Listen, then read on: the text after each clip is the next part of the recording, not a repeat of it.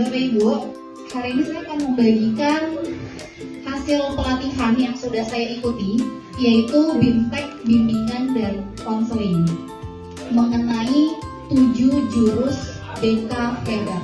7 jurus BK Hebat ini adalah program dari Kemendikbudristek untuk memperkuat peran guru bimbingan dan konseling di sekolah. Jadi saya diibaratkan, saya dan teman-teman peserta pelatihan lainnya diibaratkan sebagai seorang pendekar yang harus menguasai ke-7 jurus ini.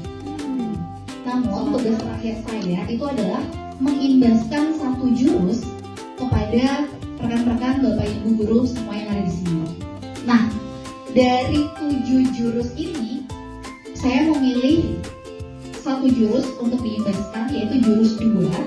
Itu adalah jurus mengenai kelola emosi. Karena menurut saya, emosi seorang guru itu akan mempengaruhi banyak hal. Tidak hanya iklim belajar di dalam kelas, tetapi juga hubungan interaksi, kualitas interaksi dengan siswa, kualitas interaksi dengan orang tua, ataupun dengan sesama rekan guru lainnya. Seperti yang saya katakan ya, saya akan membuat diseminasi ini tidak terlalu membosankan. Jadi tadi Bu Sarah sudah membagikan kertas. Kita akan bermain kertas emosi. Oke, rulesnya atau aturannya adalah setiap Bapak Ibu akan mendapatkan 1 kertas. Kemudian saya akan membacakan sebuah cerita. Bapak Ibu merasakan emosi positif. Silakan kertasnya itu diusap. Tapi ketika misalnya saya bacakan cerita yang Bapak Ibu rasakan itu adalah emosi negatif, itu silahkan kertasnya diremas, marah banget, gitu ya. Itu disobek, betul. Ya, jadi saya akan mulai membacakan ceritanya dan proses ini akan dilanjutkan hingga cerita selesai. Siap, Bapak Ibu? Di tengah pelajaran, saat Bapak Ibu mengajar, Andi terlihat tidak memberikan perhatian. Ini yang tadi tengah lambat ya. Dia duduk di bangkunya. Saat didekati ternyata Andi sedang tertidur lelap. Sudah mulai kesal, sudah mulai kesal ini.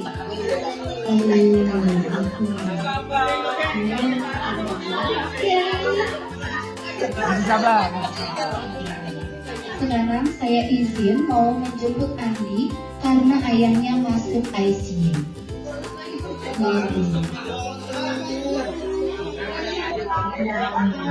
Silakan terus ya kalau masuk sama.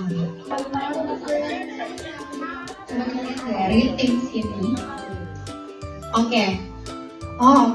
Lecek sedikit.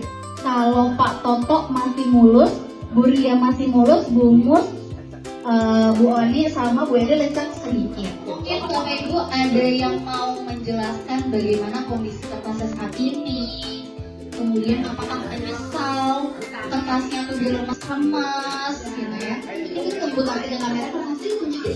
Oke. Kita berarti emosionalnya itu hanya melihat peristiwa di saat aja. Jadi kita nggak melihat sebetulnya apa sih alasan anak itu sampai seperti itu, kemudian membuat kita marah gitu. Nah, melihat langsung Andi tertidur pada saat saya memberikan pelajaran, saya sebagai guru kurang memposisikan emosi saya, yang memang emosional kita ya harus sebagai guru ya memang harus dikontrol dengan baik. Jadi ketika kita menghadapi takdir yang baik atau takdir yang buruk atau keadaan yang tidak menyenangkan, yakinlah bahwa itu sudah merupakan takdir kita. Berikan aplaus untuk kalkulator. Ya, mungkin ketika kita ngajar gitu ya, ternyata sikap yang kita berikan, ekspresi kecil atau kalimat yang kita lontarkan itu ternyata bisa membekas ya di anak murid kita, sama seperti di kertas tersebut. Ya, ada yang bekasnya itu ringan, tadi seperti punya Bu Eli, ada yang bekasnya ternyata sulit untuk dihilangkan. Kita akan mempelajari tentang pendekatan yang namanya itu adalah pendekatan SEL. SEL itu adalah singkatan dari Social Emotional Learning. Ya, itulah yang dinamakan self-awareness, Bapak Ibu. Kemampuan kita dalam menyadari emosi apa yang saat ini kita rasakan. Dengan memvalidasi, kita itu justru memberikan ruang untuk menerima emosi kita. Ini ada peta emosi. Jadi di peta emosi ini ada 6 kategori utama emosi. Kemudian masing-masing kategori itu ada emosi yang lebih spesifik lagi. Nah, kalau masih banyak ternyata orang-orang yang tidak mengenali emosinya itu apa? Karena keterbatasan kosakata emosi. Padahal semakin spesifik kita bisa mengenali emosi yang kita rasakan, treatment yang kita bisa berikan, perlakuan yang bisa kita berikan terhadap emosi tersebut tentunya akan semakin, namanya itu adalah self management atau kemampuan dalam mengelola diri. Sekian banyak strategi yang bisa dipakai untuk memberikan jeda pada diri kita sebelum emosi itu kita respon sebagai suatu tindakan. Nah, tapi biasanya masing-masing orang itu kan punya versi jedanya masing-masing ya. Nah, supaya diseminasi ini ada oleh-olehnya, saya mau tahu apa jeda versi Bapak Ibu yang ada di sini. Mungkin 10 menit cukup nggak sih Bapak Ibu? Ya cukup ya untuk menuliskan kira-kira jeda versi Bapak Ibu tuh apa sih gitu ya, supaya kita bisa sama-sama belajar.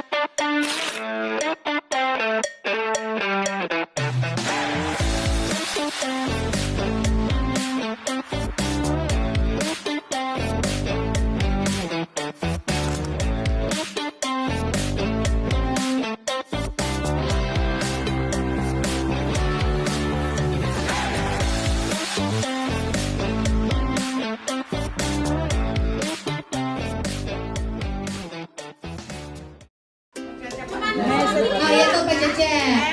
Ini adalah wheel of choice dari kelompok 3. Nggak ada roda pilihan atau jeda versi kita ada 8 orang. Ya sudah, aku ambil Al-Quran, sholat dulu baru ngaji gitu. Habis ngaji nggak tahu marah lagi apa enggak. Tapi enggak sih kayaknya kalau dia gitu tenang.